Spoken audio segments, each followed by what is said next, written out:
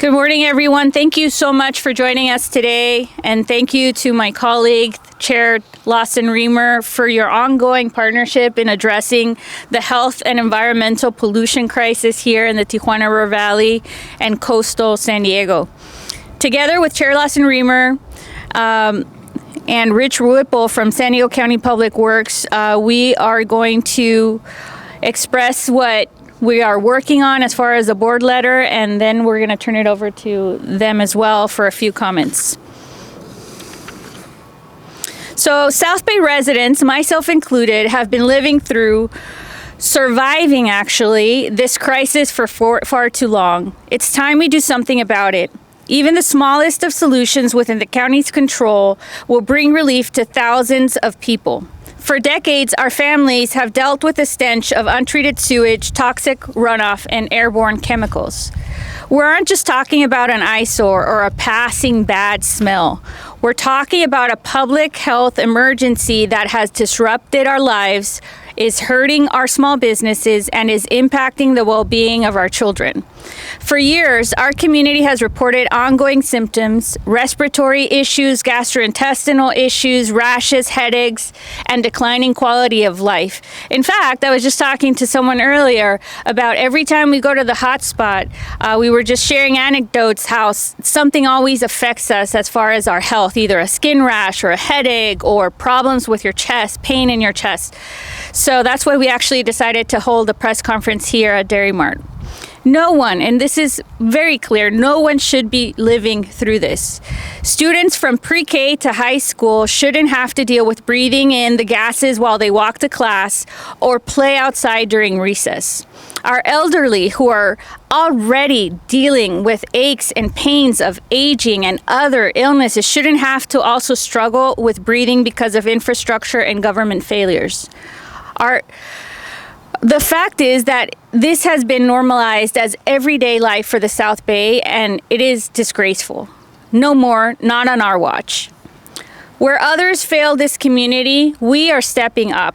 Last year, the County Board of Supervisors established the Ad Hoc Subcommittee on the Tijuana River Sewage Crisis. We are proud to lead this subcommittee along with Chair Lawson-Remer with one clear purpose: to provide the focused, relentless oversight this crisis merits and calls for.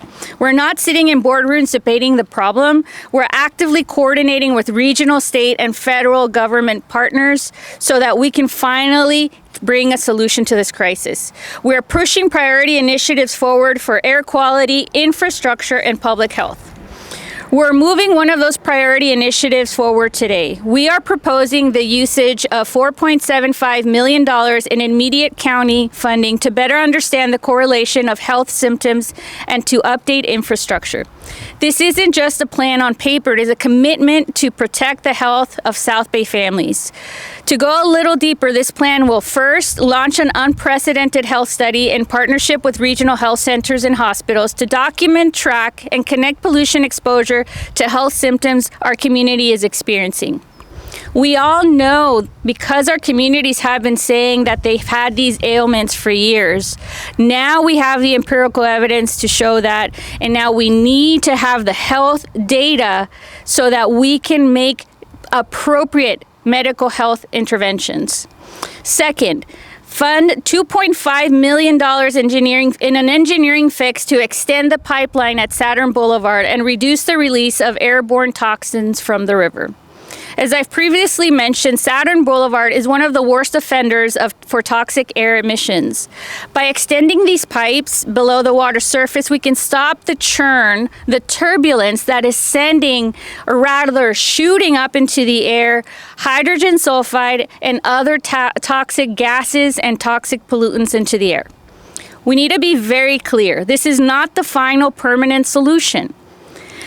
This is a meaningful step we can take now while we continue fighting for the long-term infrastructure investments our region deserves.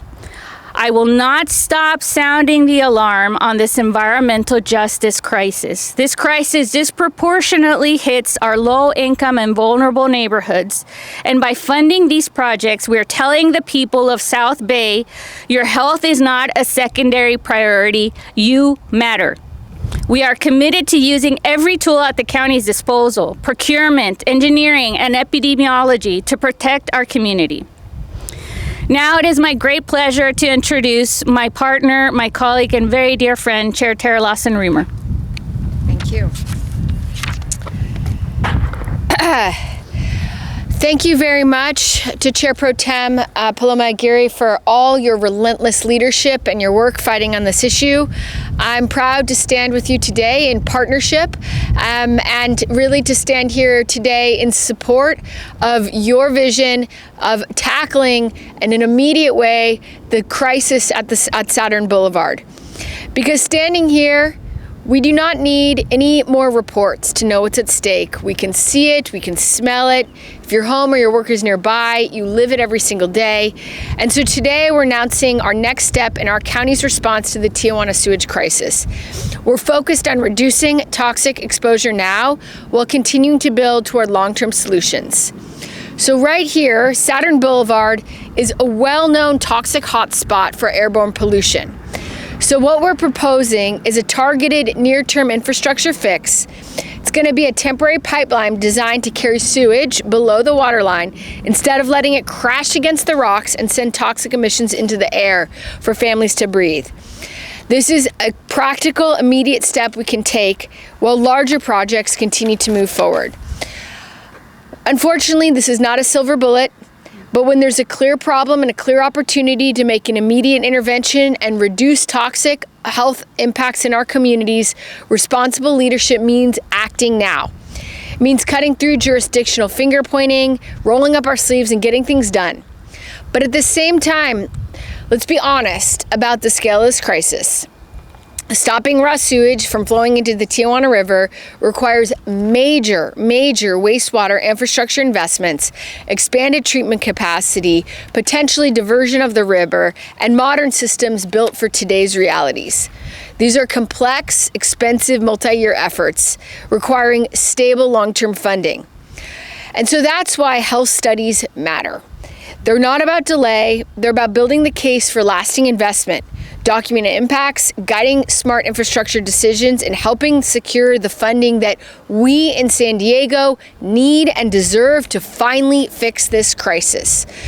So what we're putting forward today brings a few pieces together. Near-term action on Saturn Boulevard to immediately reduce exposure, and building the data we need to unlock financing for durable solutions. If approved by the board, our proposal will allow the county to continue moving forward, reducing risks and strengthening our ability to deliver permanent treatment in the years ahead. I am so grateful for my colleague, the Chair Pro Tem, for her tireless work on the Tijuana sewage crisis. Together, we represent San Diego's coastline, and we will not rest until every San Diegan can breathe clean air and swim in clean water. Thank you. Thank you, Madam Chair. Now it's my pleasure to introduce Rich Whipple, Deputy Director of Public Works for the County of San Diego, who will explain the development and engineering behind the pipeline extension. Thank you, Rich, so much for being here. Thank you, Supervisor, and I'm joined here today by my colleague, Crystal Benham, who is the Resource Management Division Chief in the county's Department of Parks and Recreation. And we'll be talking to you briefly this morning about efforts to improve conditions at Saturn Boulevard. As the supervisors alluded to, in the current state, the river flows under the road through culverts or concrete pipes and then drops a considerable vertical distance onto the rocks and ponded water below. The resultant splashing causes the pollution to become airborne. What you see on the board to my right here is a concept drawing for a near-term solution that interrupts this process.